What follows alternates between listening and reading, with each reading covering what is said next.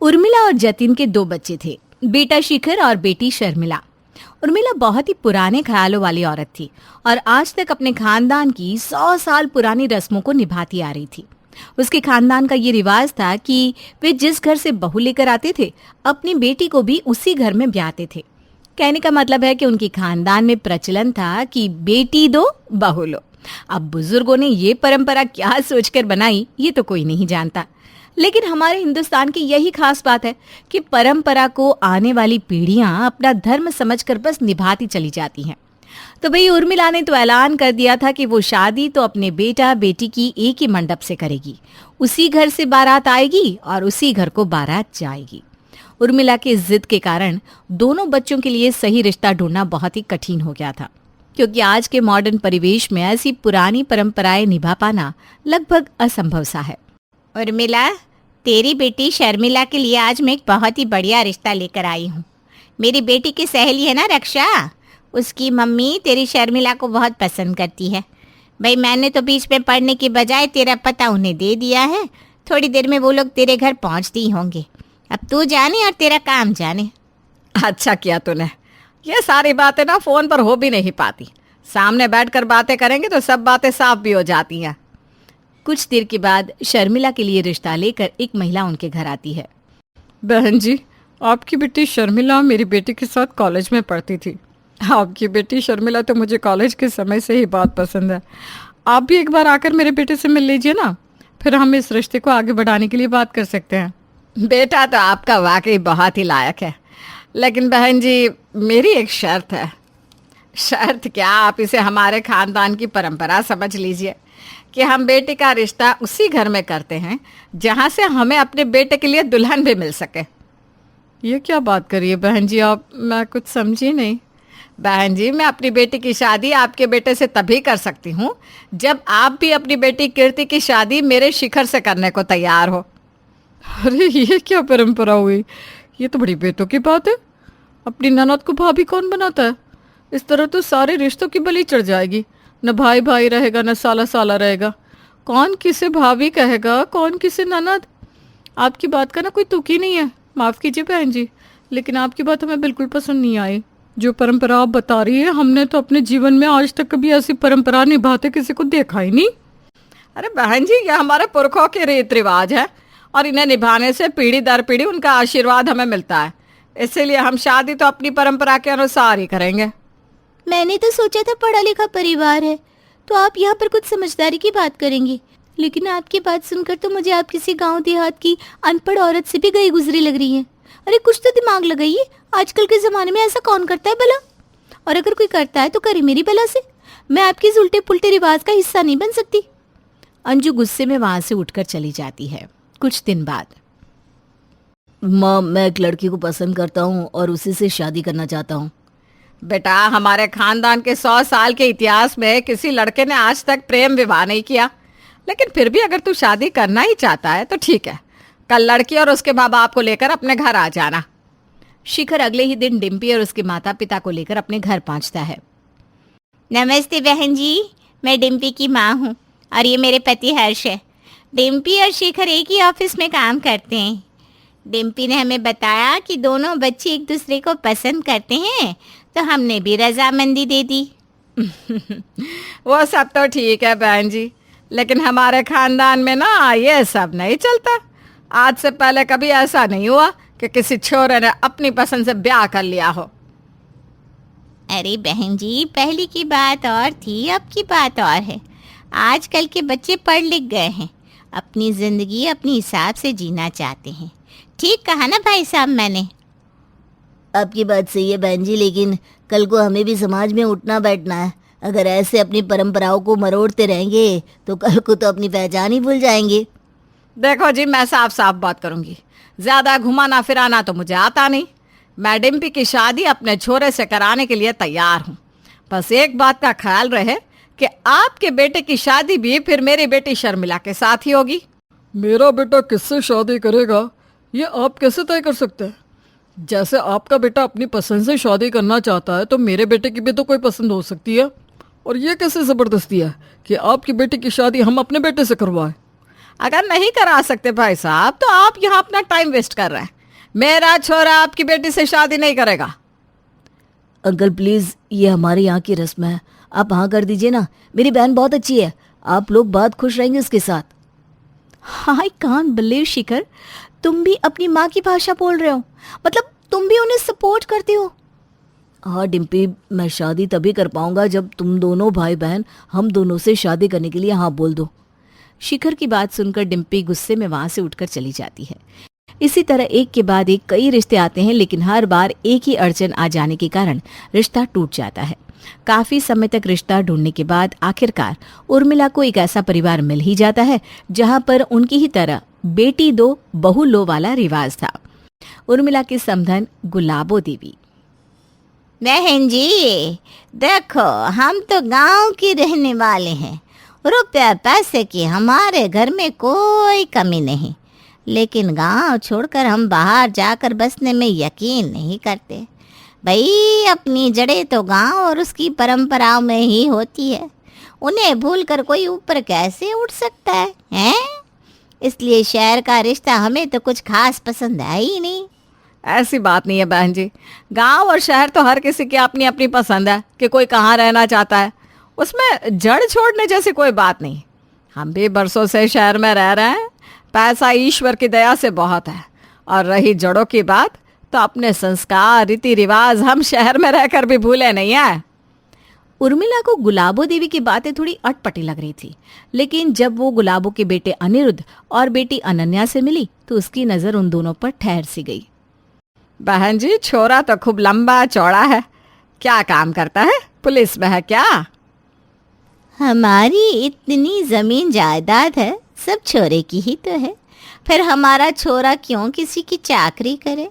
खुद मालिक है जी अपनी मर्जी का। 3 जिम है मेरे अनिरुद्ध के, तीनों अपनी कमाई से बनाए इसने। मेरे बेटी की काठी का साथ गांव में ढूंढने पर भी न मिलेगा आपको कोई। और बेटी बेटी क्या करती है आपकी? बेटी से क्या कुश्ती लड़वाएंगे हम, हैं? गांव के स्कूल से 12वीं करा दी थी, उसके बाद गृहस्थी के काम सिखाए, और क्या। आंटी जी, मैंने पीजी किया हुआ है इकोनॉमिक्स में। घर वालों ने कॉलेज जाकर पढ़ाई की परमिशन नहीं दी तो मैंने डिस्टेंस एजुकेशन से पढ़ाई की है। बहुत बढ़िया बेटा। अच्छा बहन जी चलते हैं, हम आपको सोचकर जवाब देते हैं। उर्मिला बेहद चिंता में थी। अनन्या की तरफ से तो वो निश्चिंत थी, लेकिन अपनी बेटी को गांव में एक बॉडी बिल्डर से ब्याहने में उसे अभी भी संकोच हो रहा था। बेटे बेटी को एक ही घर में ब्याहने के रस्म के कारण उर्मिला के दोनों बच्चे अब 30 पार हो चुके थे। बेटा शिखर, समझ में ही नहीं आ रहा कि क्या करूं। इतने बरसों तक खोजने के बाद ये रिश्ता मिला है, अगर इसे भी जाने दिया तो शायद तुम दोनों की शादी की उम्र ही निकल जाए। लेकिन जाने क्यों गुलाबो बहन जी के यहाँ रिश्ता करने में मेरा मन उतना मजबूत नहीं हो रहा। मम्मी, मुझे लगता है कोई भी फैसला लेने से पहले आपको एक बार पापा और शर्मिला से बात कर लेनी चाहिए। मम्मी, मैं नहीं चाहती कि मेरी वजह से भैया भी जीवन भर ऐसे ही कंवारे बैठे रहे। कोई बात नहीं, मैं अनिरुद्ध के साथ एडजस्ट कर लूँगी। वैसे कोई ज़रूरी तो नहीं कि हर लड़का नौकरी ही करे, किसी की अलग चॉइस भी तो हो सकती है। मुझे लगता है अनिरुद्ध में कोई कमी तो है नहीं जो मैं इनकार करूं, इसलिए मेरी तरफ से हाँ ही है। बाकी तो सबकी अपनी अपनी किस्मत होती है। अगर बच्चों को रिश्ता पसंद है तो ठीक है, मुझे भी इस रिश्ते से कोई एतराज़ नहीं है, लेकिन एक बात का ख्याल रखना बेटा, ससुराल में कभी भी गलत बात करना नहीं और ज्यादती किसी की सहना नहीं। शादी होने का मतलब ये नहीं कि हमने बेटी का सौदा कर दिया। बेटा, माता पिता को हमेशा अपने सुख दुख का हिस्सा बनाना। वादा करके अपने पापा से कभी कुछ छिपाएगी नहीं बेटा। मैं वादा करती हूँ पापा, आपके सीख को गांठ बांध कर रखूँगी और हमेशा सबसे पहले अपने पापा को अपना हर सुख दुख बताऊँगी। शर्मिला के हाँ करने पर जल्दी ही उर्मिला दोनों बच्चों की शादी गुलाबो के बेटे अनिरुद्ध और बेटी अनन्या के साथ कर देती है। जैसा कि तय हुआ था, ना तो उर्मिला ने दहेज लिया था और ना ही अपनी बेटी के लिए दहेज दिया था। इस तरह अनन्या शादी के बाद शर्मिला के घर पहुंच गई और शर्मिला अनन्या के घर। शादी के बाद मुंह दिखाए के समय, अनन्या, मेरी माँ ने अपनी बहू के लिए बहुत सपने देखे हैं। मुझे पूरा यकीन है कि तुम्हें इस घर में हम लोगों की तरफ से कोई भी परेशानी नहीं होगी। उम्मीद करता हूँ तुम भी इस घर को अपना घर समझकर अपनाओगी। मैं आज से ही आप सभी को अपना परिवार मानती हूँ। बेटा अनन्या, तुम्हारी मम्मी ने तुम्हें पढ़ने नहीं दिया, लेकिन फिर भी अपनी लगन और मेहनत के दम पर तुमने पोस्ट ग्रेजुएशन किया। इस बात के लिए सच में मुझे बहुत गर्व है। अच्छा, अब अगर तू पढ़ना चाहे तो आगे भी पढ़ाई कर सकती है। मुझे तो खुशी होगी अगर मेरी बहू पढ़ लिख कर जीवन में आगे बढ़ना चाहे। अपनी माँ के मुंह से ये शब्द सुनने के लिए मेरी सारी उम्र निकल गई मम्मी जी, लेकिन माँ ने कभी भी प्यार से मेरी तरफ देखा तक नहीं। और अभी मेरी शादी को कुछ ही दिन हुए हैं, लेकिन आप मुझे माँ से भी बढ़कर प्यार करती हैं। सचमुच मेरी किस्मत बहुत अच्छी है जो मुझे सास के रूप में आप मिली। अरे बेटा, अपनी बेटी देकर तुझे अपने घर की लक्ष्मी बनाकर लाए हैं। हमेशा ऐसे ही मुस्कुराते रहना बेटा, बस हमें और कुछ नहीं चाहिए। भगवान मुझे तो अच्छा ससुराल दे दिया, लेकिन अब मुझे शर्मिला की चिंता हो रही है, क्योंकि मैं जानती हूँ कि मेरी माँ बहू को कभी बेटी नहीं बना सकती। बस भगवान मेरी माँ को सद्बुद्धि देना, ताकि उनके कारण ससुराल में मेरा जीवन नरक ना बने। अगर उन्होंने वहाँ शर्मिला के साथ कुछ भी किया तो यहाँ पर मेरा जीवन भी बर्बाद हो जाएगा। अपनी बहन के साथ ज्यादती होते हुए तो कोई भी भाई देख नहीं सकता। उर्मिला के घर आकर अनन्या बहुत खुश थी। उर्मिला, जतिन और उनका बाकी का परिवार भी बहू को खूब लाड़ प्यार और मान सम्मान दे रहे थे।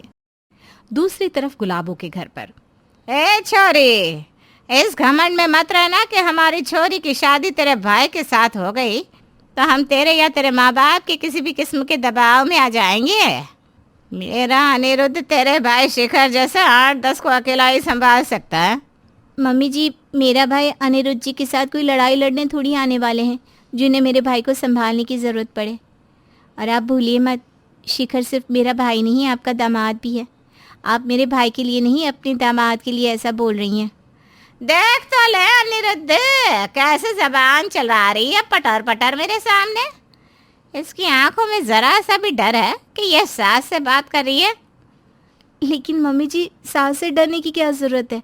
आप तो मेरी माँ के समान हैं और मैंने आपसे कोई गलत बात नहीं की। शर्मिला की बात सुनकर अनिरुद्ध आकर उसे धक्का देता है। अब तू शहर में रहने वाली बेशर्म छोरियों की तरह हाथ भर की जुबान चलाना छोड़ दे और हमारे गांव की लुगाइयों की तरह मुंह पर ताला लगा कर रहना सीख ले। जो मेरी माँ ने कह दिया चुप तो मतलब चुप। और आज तो मैंने बहुत प्यार से तुझे समझाया है, अगर अगली बार मुझे गुस्सा दिलाया तो अंजाम भुगतने को तैयार रहना।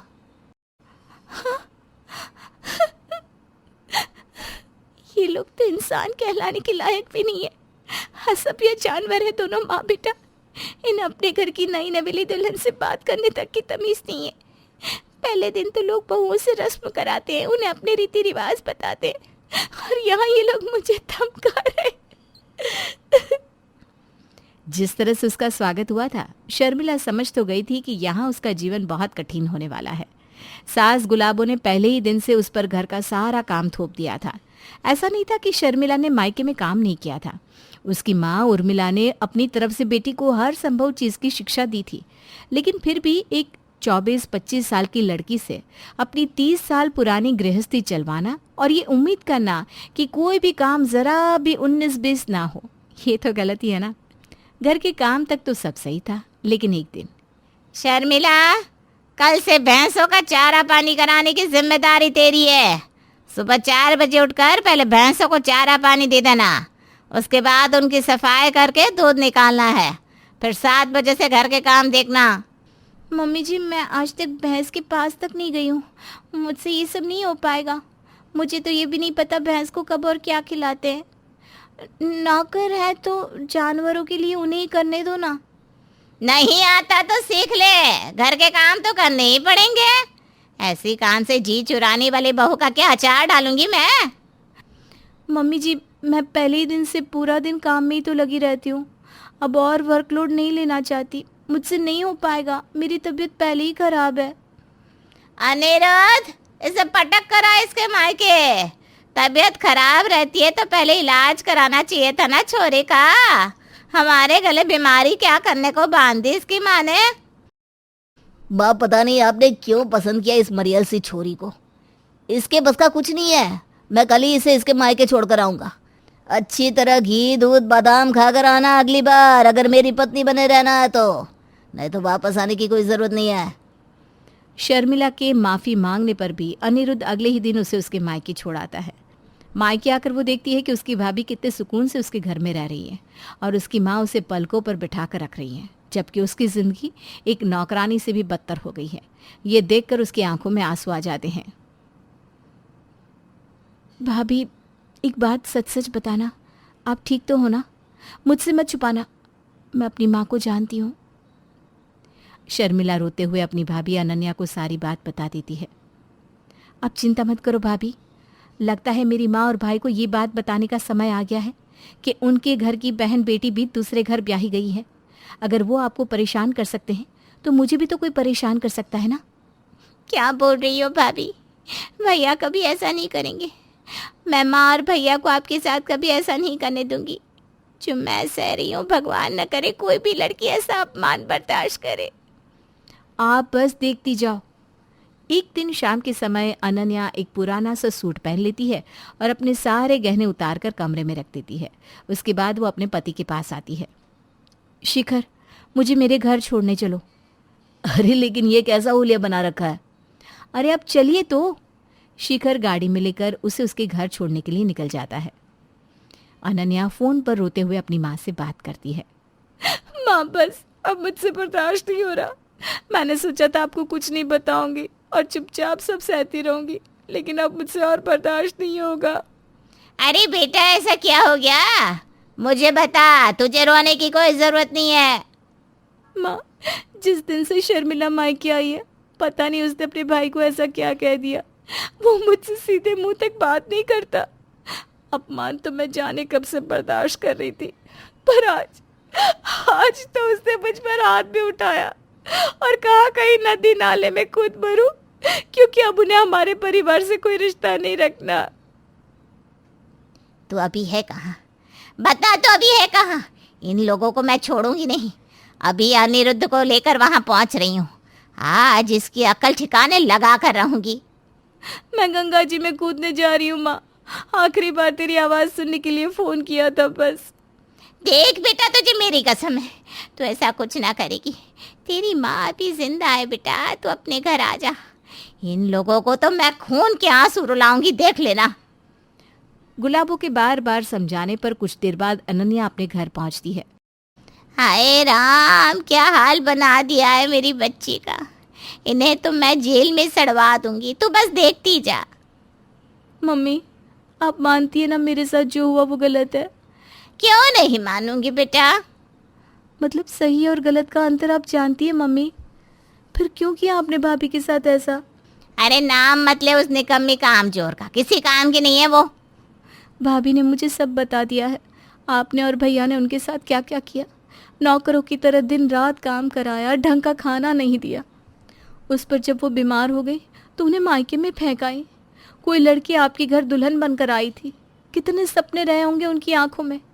आपने क्या किया उनके साथ मम्मी? और भैया, आपने तो उन्हें इतना डराया धमकाया है कि बेचारी अभी तक सदमे में है। बहुत घमंड है ना आपको आपके गठीले बदन पर। तो बताओ, अगर मुझे मेरे ससुराल वालों ने घर से निकाल दिया तो क्या आप मेरा घर वापस बसा सकोगे? और किसी गलतफहमी में मत रहना, शर्मिला अगर वापस नहीं आई तो तलाकशुदा होने का कलंक आप पर भी लगेगा। कोई पूछेगा भी नहीं आपको।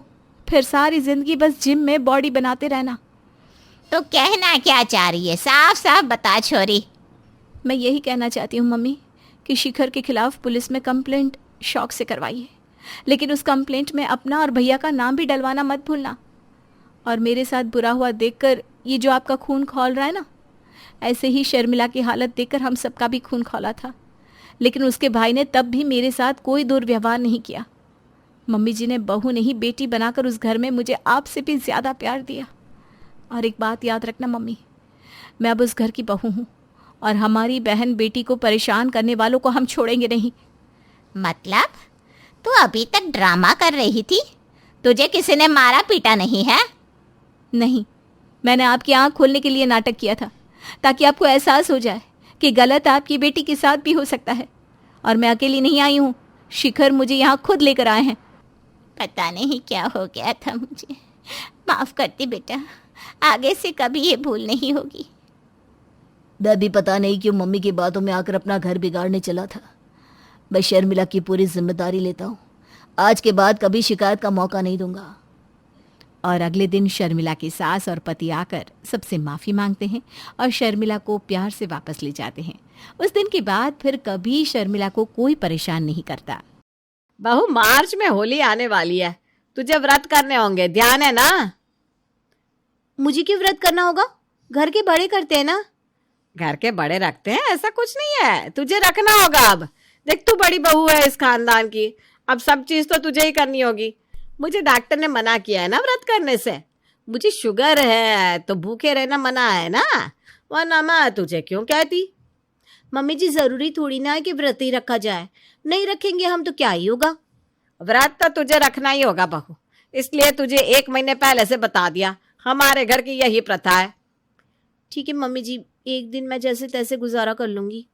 कनिका का मुंह उतर जाता है और वो अपने कमरे में चली जाती है। इधर रागिनी रसोई में चली जाती है और गर्मा गर्म गुलाब जामुन खाने लगती है। शुगर, काहे का शुगर मुझे? ये शुगर मेरा कर ही क्या सकता है। बहू के चेहरे का रंग देखने लायक था, व्रत के नाम पर कैसा हो गया था। बहू व्रत में रहेगी और मैं दबा दबा कर खाऊंगी दही बड़े होली पर। रागिनी को बस बैठे बैठे यही सोचता रहता कि किस तरह कनिका को परेशान किया जाए। अगले दिन रागिनी सुबह सुबह नाश्ते में कहती है, बहू कुछ चटपटा सा बना ले, आज कुछ अच्छा खाने को मन कर रहा है। हाँ मम्मी जी, मुझे भी ना कचौड़ी खाने का मन कर रहा है। ठीक है, तो बना ले कचौड़ी और साथ में आलू छोले की सब्जी। कनिका के मुंह से भी पानी आने लगता है। वो रसोई में चली जाती है। प्याज की कचौड़ी बना लेती हूँ, कितने दिनों से खाने का मन कर रहा है, लेकिन मुहूर्त ही नहीं जग रहा था। कनिका प्याज की कचौड़ी और आलू छोले की सब्जी बना लेती है।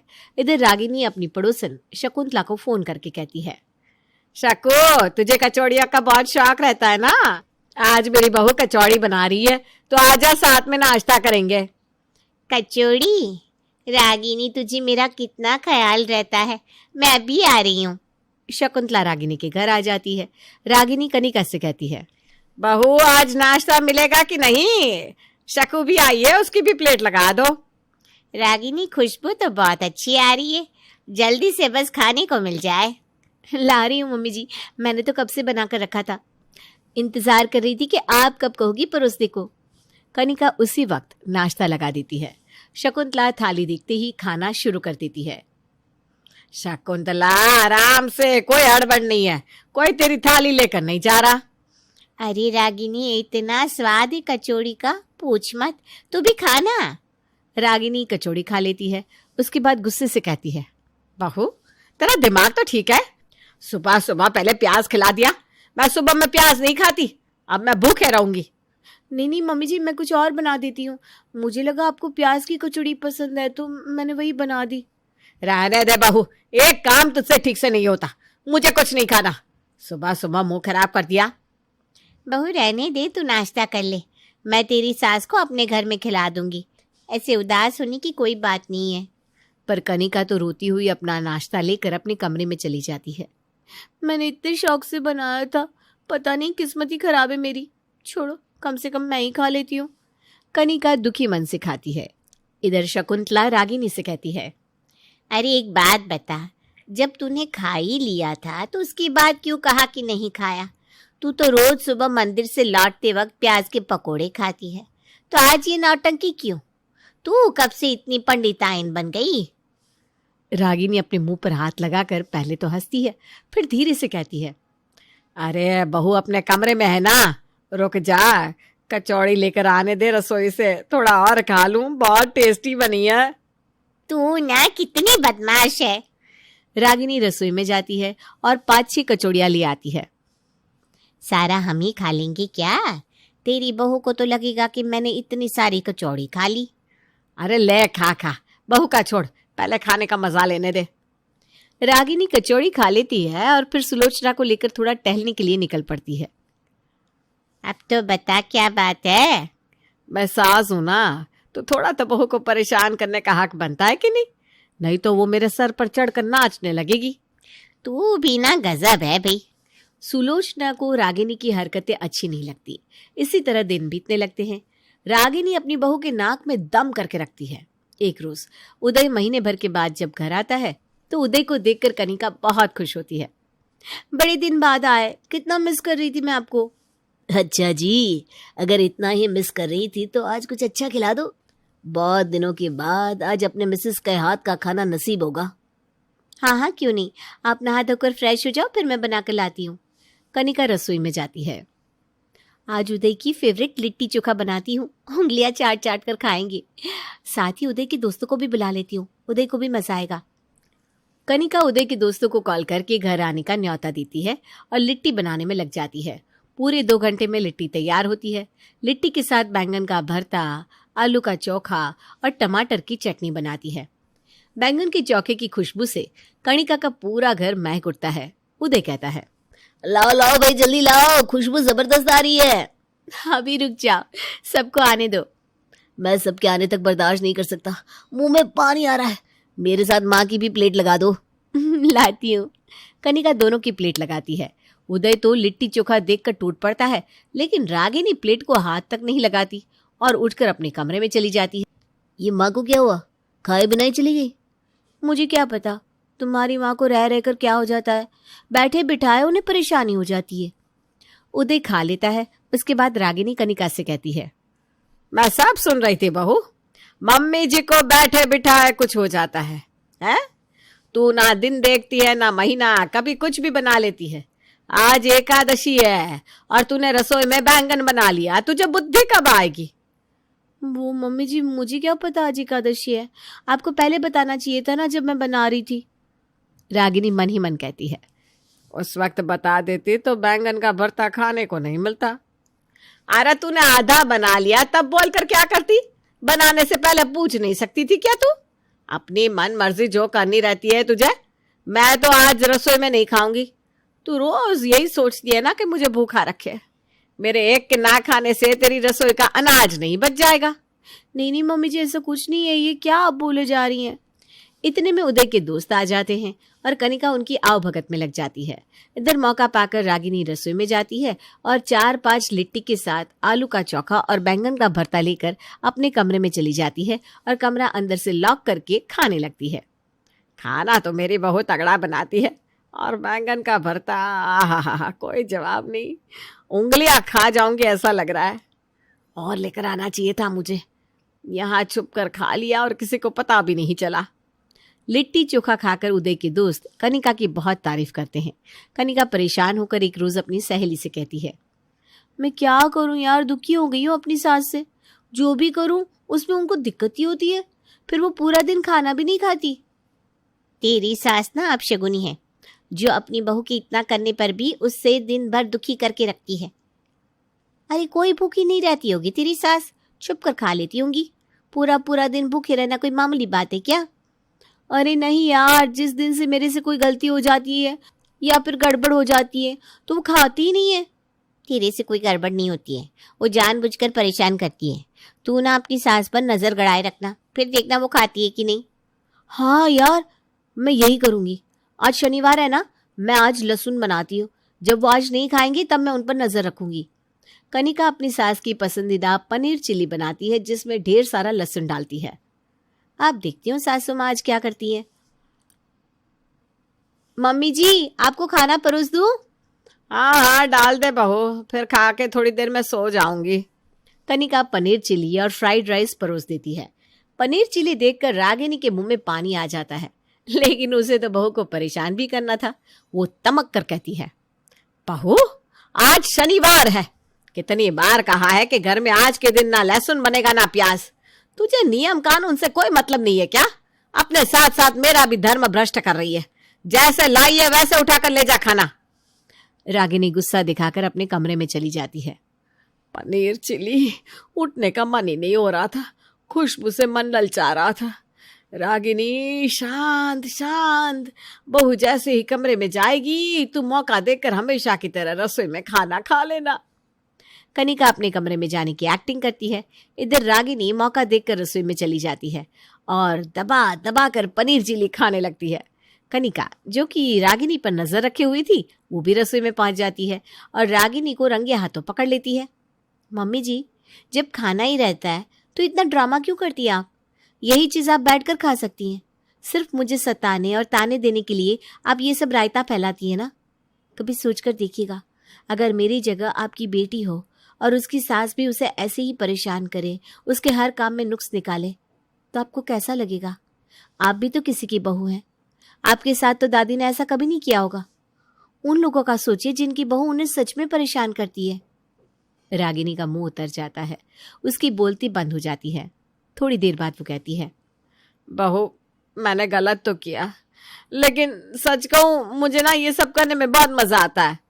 तेरी बातें सुनकर मुझे बहुत बुरा भी लग रहा है कि मैंने तेरे साथ गलत किया। आपसे मैं तुझे परेशान नहीं करूंगी, तुझे जो जैसा करना हो करना बस। कनिका अपने कमरे में चली जाती है। अगले दिन रागिनी छुप छुप कर रसोई में खाती है, लेकिन बहू को परेशान नहीं करती। अब वो बेचारी भी क्या करे, अपनी आदत से मजबूर जो है। छुपा कर खाने का मजा ही कुछ और है। जोड़ दिया ससुराल। नमिता और नमन की नई नई शादी हुई थी। शादी के बाद नमिता तो बहुत खुश थी, लेकिन पति नमन के चेहरे पर उसे कोई खुशी नजर नहीं आ रही थी। क्या बात है नमन, मैं आपको पसंद नहीं हूँ क्या? आप ना मुझसे अच्छे से बात करते, ना ही आपके चेहरे पर नई शादी वाली कोई खुशी नजर आती है। मुझसे कोई गलती हुई है क्या? ऐसी कोई बात नहीं है नमिता, बस मुझे शादी में कोई खास इंटरेस्ट नहीं है। शादी में इंटरेस्ट नहीं है तो फिर आपने मुझसे शादी क्यों की? क्या मैं आपको पसंद नहीं हूँ? मैंने शादी सिर्फ अपनी माँ के दबाव में की है। माँ चाहती थी कि जल्द से जल्द मेरी शादी हो जाए, इसलिए जिस लड़की को माँ ने मेरे लिए पसंद किया, बस मैंने उससे शादी कर ली। मुझे माफ़ कर दो, लेकिन इस रिश्ते से ज़्यादा उम्मीदें मत लगाना। ऐसा नहीं है कि मुझे तुम पसंद नहीं हो, मुझे बस शादी में विश्वास नहीं है। लेकिन ऐसा क्या हो गया नमन कि आपका विश्वास शादी से ही उठ गया? ज़रूर इसके पीछे कोई वजह रही होगी।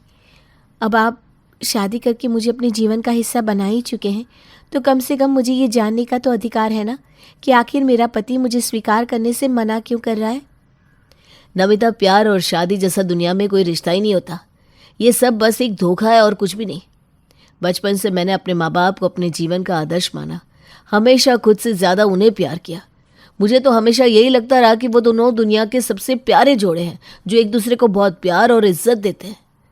लेकिन जैसे जैसे मैं बड़ा हुआ, मेरा ये भ्रम टूट गया। बचपन से जिस कपल को मैं अपना आदर्श मानता रहा, वो तो बस मेरी खातिर एक छत के नीचे रहने का ढोंग कर रहे थे। मेरे मम्मी पापा के बीच बरसों से बोलचाल बंद है। वो बस मेरे लिए इस घर में एक साथ है। क्या मम्मी जी पापा जी एक दूसरे से बात तक नहीं करते? उन दोनों का तलाक हो रहा है नमिता, इसीलिए माँ का मेरे ऊपर दबाव था कि मैं जल्द से जल्द शादी कर लूँ, ताकि वो भी इस रिश्ते से आज़ाद होकर अपनी नई जिंदगी शुरू कर सके। लेकिन इस उम्र में तलाक, मैं कुछ भी नहीं समझ पा रही हूँ नमन। नमिता, अपनी आंखें खोलो और अपने चारों तरफ देखो। हमारी सोसाइटी में जितने शादीशुदा जोड़े हैं ना, उनमें से आधे से ज़्यादा सिर्फ इसलिए एक दूसरे के साथ है क्योंकि वो अपने बच्चों का भविष्य खराब नहीं करना चाहते। हमारे सोसाइटी में पति पत्नी का अलग होना बच्चों के लिए एक शर्मनाक बात होती है, और सिर्फ इसीलिए न जाने कितने ही पति पत्नी ना चाहते हुए भी एक दूसरे का साथ बरसों तक बस निभाते चले जाते हैं। मेरे माँ बाप भी उन जोड़ों में से ही एक है। वो आज तक सिर्फ इसलिए एक दूसरे के साथ है ताकि उनके बेटे को समाज में शर्मिंदगी ना उठानी पड़े। माँ को लगता था कि अगर मेरी शादी से पहले उनका तलाक हो गया तो मेरी शादी में अड़चनें आएगी। कोई भी अच्छे घर की लड़की मुझसे शादी नहीं करना चाहेगी। बस इसीलिए उन्होंने शादी के लिए मुझ पर दबाव बनाना शुरू कर दिया। मैंने माँ को बहुत समझाया कि मैं शादी नहीं करना चाहता, लेकिन उन्होंने मेरी एक नहीं सुनी। उन्हें यही लगता था कि अगर मेरी शादी नहीं होगी तो उन्हें ना चाहते हुए भी पापा के साथ और सालों तक रहना होगा। उन्हें इस अनचाहे रिश्ते से बचाने के लिए मैं तुम्हारे साथ इस अनचाहे रिश्ते में बन गया। नमन, आपने अपने बेटे होने का फ़र्ज़ तो निभा दिया, लेकिन मुझे ये बताओ कि मुझे किस अपराध की सज़ा मिल रही है? मेरी ज़िंदगी ख़राब करने से पहले आपने एक बार भी नहीं सोचा? जब आपको शादी में भरोसा ही नहीं है तो मैं इस घर में किस हैसियत से रहूं? मैं पहले बहुत परेशान हूँ नमिता, प्लीज़। मैं तुम्हारे किसी भी सवाल का जवाब देने की हालत में नहीं हूँ। तुम मेरी हालत समझ रही हो? मेरे माँ बाप अलग हो रहे हैं, उन्होंने बरसों से एक दूसरे से बात नहीं की, मेरा घर टूट रहा है, और ऐसे माहौल में तुम मुझसे उम्मीद करती हो कि मैं अपना घर बसाने के बारे में सोचूं? देखो, मम्मी पापा ने अलग होने का फ़ैसला कर ही लिया है। उनके तलाक के बाद चाहो तो तुम भी मुझे छोड़कर जा सकती हो। शायद मेरी किस्मत में जीवन भर यूं अकेलापन ही लिखा है। मैंने अपनी नियति को स्वीकार कर लिया है।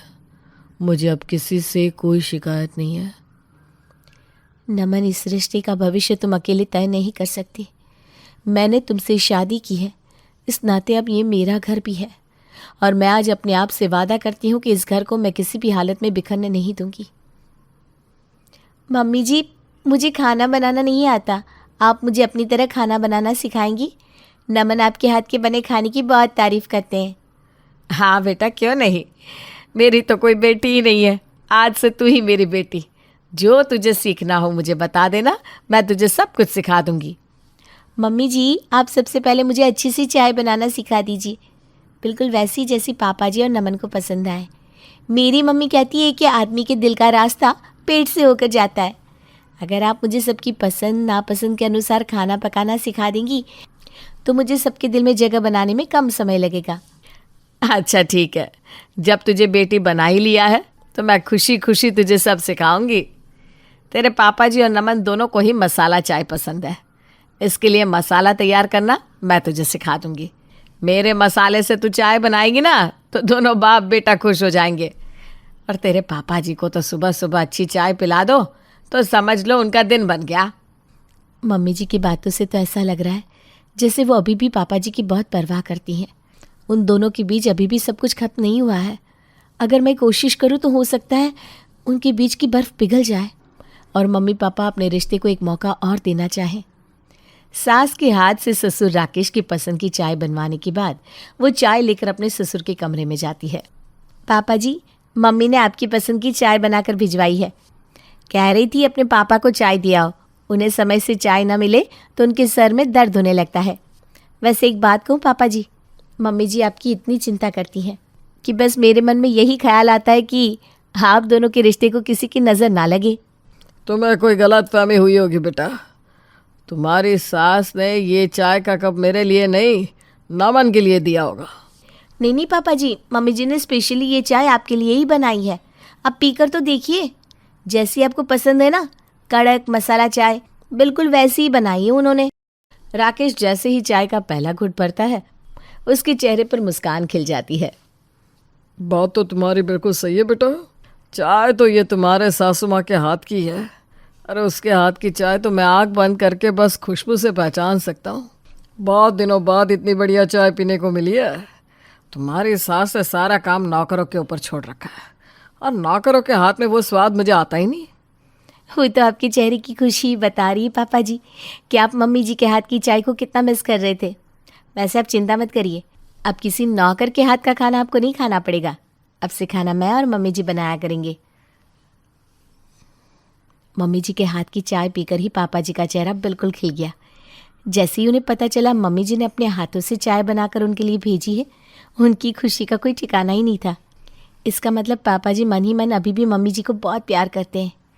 अगले दिन नमिता सास से कहकर ससुर जी के लिए उनकी पसंद का खाना बनवाती है। पापा जी लीजिए, मैं आपका खाना लेकर आपके कमरे में ही आ गई हूँ। मम्मी जी को ना आपकी बहुत चिंता हो रही थी, कहने लगी जल्दी से पापा जी को खाना खिला दे, वरना अगर वो सो गए तो फिर 2 घंटे पहले जागेंगी नहीं।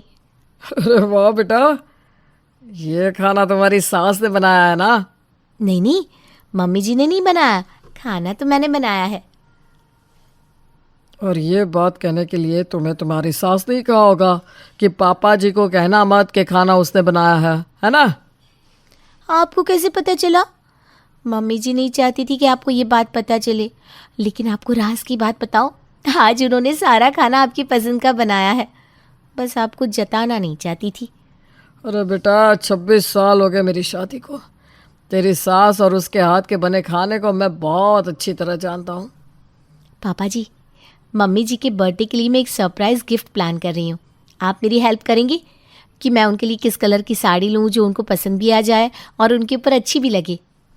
अगर तुम जानकी के लिए साड़ी लेना चाह रही हो ना, तो खादी कॉटन की ही साड़ी लेना, उस पर बहुत अच्छी लगती है और उसे पसंद भी खूब आती है। क्या? खादी कॉटन? वो कौन सा कपड़ा होता है? मैंने तो नाम भी पहली बार सुना। पापा जी बुरा न माने तो क्या आप मेरे साथ चलकर माँ के लिए साड़ी पसंद करने में मेरी मदद कर सकते हैं? आपको तो 26 साल का अनुभव है ना, माँ के ऊपर क्या अच्छा लगेगा आपसे बेहतर कौन बता सकता है? अब तुम मुझे पिता समझकर इतना मान सम्मान और प्यार दे रही हो, तो ऐसा भी तो नहीं कर सकते ना कि तुम्हारी बातों से इनकार कर दे। ठीक है, मैं तुम्हारे साथ बाजार चलने के लिए तैयार हूँ। राकेश जी अपनी बहू के साथ बाजार जाते हैं और बहू नमिता को सास की पसंद की 2 साड़ियाँ दिलवा देते हैं। मम्मी जी, आपके बर्थडे के लिए पापा जी ने ये साड़ियाँ भिजवाई है। अगर आपको पसंद आए तो आप शाम को यही साड़ी पहनकर तैयार होना। ये सब क्या हो रहा है? इतने साल बाद अचानक इन्हें मेरा जन्मदिन कैसे याद आ गया? और ये खादी कॉटन की गुलाबी साड़ी, ये तो वाकई इन्होंने ही खरीद कर भिजवाई है। सिर्फ यही तो जानते हैं कि मुझे क्या पसंद है और क्या नहीं। क्या अभी भी इनके दिल में मेरे लिए इतनी जगह बची है कि जन्मदिन के लिए इन्होंने खुद खरीद कर साड़ी भिजवाई है? नहीं नहीं नहीं, ये आदमी इतनी आसानी से सुधरने वाला नहीं है। ज़रूर बहू को दिखाने के लिए यह सब नाटक कर रहा है। मुझे तो लगता है इस नाटक को ज़्यादा लंबा खींचने का कोई फ़ायदा नहीं है। अब समय आ गया है कि बहू को सब कुछ सच सच बता दिया जाए। दरवाजे के बाहर कान लगाकर सास की बात सुनती नमिता सोचती है, मुझे इतना तो समझ में आ गया है, मम्मी जी और पापा जी के बीच अभी सब कुछ ख़त्म नहीं हुआ। प्यार की एक चिंगारी अभी तक बाकी है। जिसे मैंने ज़रा सी हवा दी तो उसने लाव पकड़ने की पूरी कोशिश की। मतलब ज़रूर इनके तलाक के पीछे कोई बहुत बड़ी गलत फहमी है जिसके नीचे इनका प्यार दब कर रह गया है। अगर गलत फहमी की धूल साफ करके देखेंगे तो शायद प्यार ही प्यार नजर आएगा। अगले ही दिन सास जानकी बहू नमिता को अपने और राकेश के रिश्ते की सच्चाई बताने के लिए अपने पास बुलाती है। देखो बेटा, अब तुम कोई मेहमान नहीं हो, हमारे घर के बहू हो और सच में बहुत प्यारी बच्ची हो। तुम्हारे परिवार में सबके लिए प्रेम और आदर देखकर मुझे तुम पर बहुत गर्व महसूस होता है। अगर मेरी कोई बेटी होती तो वो बिल्कुल तुम्हारी तरह ही होती। बेटा, एक ज़रूरी बात तुम्हें बताना चाहती हूँ। देखो, जानती हूँ तुम्हें झटका लगेगा, लेकिन सच का सामना तुम जितनी जल्दी कर लो तुम्हारे लिए उतना ही अच्छा है। मैं और तुम्हारे पापा जी तलाक ले रहे हैं। कोर्ट ने 6 महीने एक दूसरे के साथ रहने को कहा है। 6 महीने पूरे होते ही हम आपसी सहमति से तलाक ले लेंगे। लेकिन मम्मी जी, शायद पापा जी ये तलाक नहीं चाहते। वो तो मुझसे हमेशा आपके बारे में ही बातें करते रहते हैं। आपकी पसंद नापसंद के बारे में उन्होंने ही मुझे सब कुछ बताया है। पापा जी तो कहते हैं आप बहुत ही समझदार और घर को जोड़ने वाली पारिवारिक औरत हो। उनकी बातें सुनकर मुझे हमेशा यही लगता रहा कि वो आपका बहुत प्यार और सम्मान करते हैं। बड़ी बड़ी बातें बनाना बहुत आसान है, लेकिन जब वास्तव में प्यार और सम्मान देने की बारी आती है ना, तो सारे वादे हवा हो जाते हैं। तुझे पता है क्या किया तेरे पापा जी ने? मैं अपने मायके में सबसे बड़ी हूँ। मेरे जन्म के 15 साल बाद जन्म हुआ था मेरी छोटी बहन गीतांजलि का। बहन नहीं, हमेशा अपनी बेटी की तरह उसे प्यार किया मैंने। तुम्हारे पापा भी हमेशा से ये बात जानते थे कि मैं छोटी से कितना प्यार करती हूँ। उसकी आंखों में एक आंसू तक देखना मुझे गवारा नहीं। मेरी शादी के 18 साल बाद छोटी की शादी तय हुई थी। घर में सब बहुत खुश थे। मेरी छोटी के लिए पापा बिल्कुल राजकुमार जैसा लड़का ढूंढ कर लाए थे। सब कुछ बहुत अच्छा चल रहा था।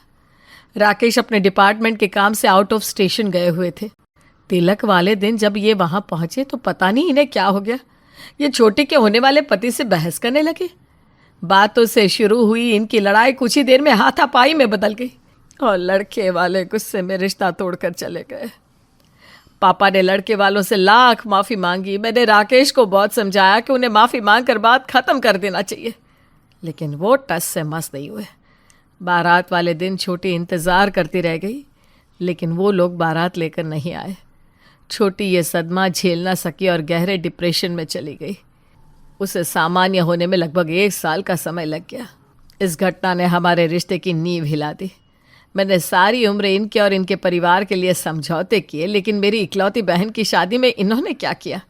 क्या इन्हें माफ़ी मांग कर बात को ख़त्म नहीं कर देना चाहिए था? क्या मेरी बहन का जीवन इतना सस्ता है कि अपने अहम के आगे उन्होंने मेरी बहन को बलि चढ़ा दिया? मेरे सवालों का इनके पास कोई जवाब नहीं है।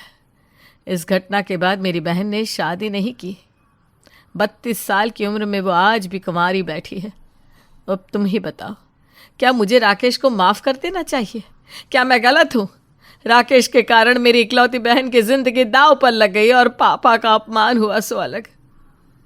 बोल चुकी तुम, सुना ली अपनी अधूरी कहानी। जिस बहन का हवाला देकर तुम बरसों से मुझसे बात नहीं कर रही हो, अगर सच्चाई तुम्हें पता लग गई ना तो तुम्हारे पैरों के नीचे से जमीन सरक जाएगी। आज मैं सारी कस्मों को तोड़कर तुम्हें वो सच बताता हूं जो तुमने कभी सुनना या समझना ही नहीं चाहा। तुम्हारे पापा गीतांजलि के लिए कोई राजकुमार ढूंढ कर नहीं लाए थे।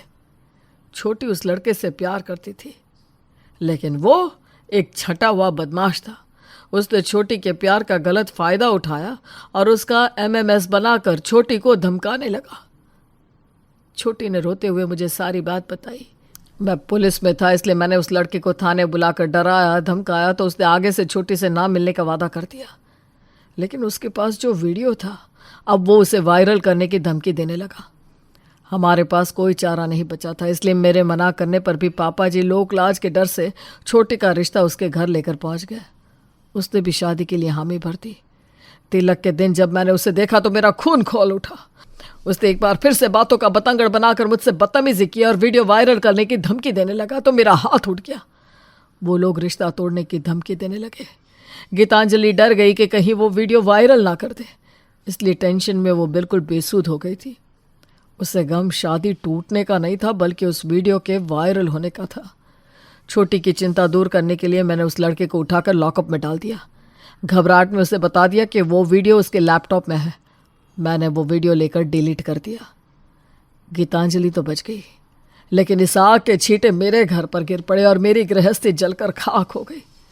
छोटी छोटी करके जिस बहन के लिए तुम सालों से आंसू बहा रही हो, मैंने भी उसे अपनी बेटी समझकर ही प्यार किया। जितना बन पड़ा उसके लिए किया। वो रिश्ता टूटा, उसमें छोटी की ही भलाई थी। जीवन भर रोने से अच्छा है कि छोटी 1 साल रोकर संभल तो गई। छोटी ने ही मुझे कसम दी थी कि मैं तुम्हें कुछ ना बताऊं। अपने भतीजे और बड़ी बहन की नज़रों में गिरना नहीं चाहती थी वो, इसलिए आज तक मैंने अपनी जुबान पर ताला लगा कर रखा। तुम्हें तलाक चाहिए ना, मिल जाएगा तलाक। मुझे माफ कर दो। मेरी आंखों के सामने इतना सब कुछ होता रहा और मैं कुछ समझ ही ना पाई। शायद दोष मेरे प्यार में रहा कि ना मैं छोटी की अपनी बन पाई और ना अपने पति की। शायद मैं इतनी कठोर थी कि छोटी मुझसे कभी सच कह ही नहीं सकी। क्या आप अभी भी मुझे माफ कर सकते हैं? क्या इस घर में मेरे लिए जगह बची है? ये घर तो तुम्हारा ही है जानकी। मैंने तो 26 साल पहले ही सब कुछ तुम्हें सौंप दिया था। जानकी और राकेश के बीच की गलतफहमी दूर हो गई थी। आज बरसों बाद दोनों ने साथ मिलकर जानकी के जन्मदिन का केक काटा था। 2 रिश्तों का नया जन्म मुबारक हो नमिता। तुमने इस परिवार को बिखरने से बचा लिया। माँ पापा फिर से मुस्कुराने लगे। मैं तुम्हारा बहुत बहुत आभारी हूँ। नमन ने आज सच्चे दिल से नमिता को अपनी पत्नी स्वीकार कर लिया था। आज जानकी निवास में खुशियां ही खुशियां दिखाई पड़ रही थी।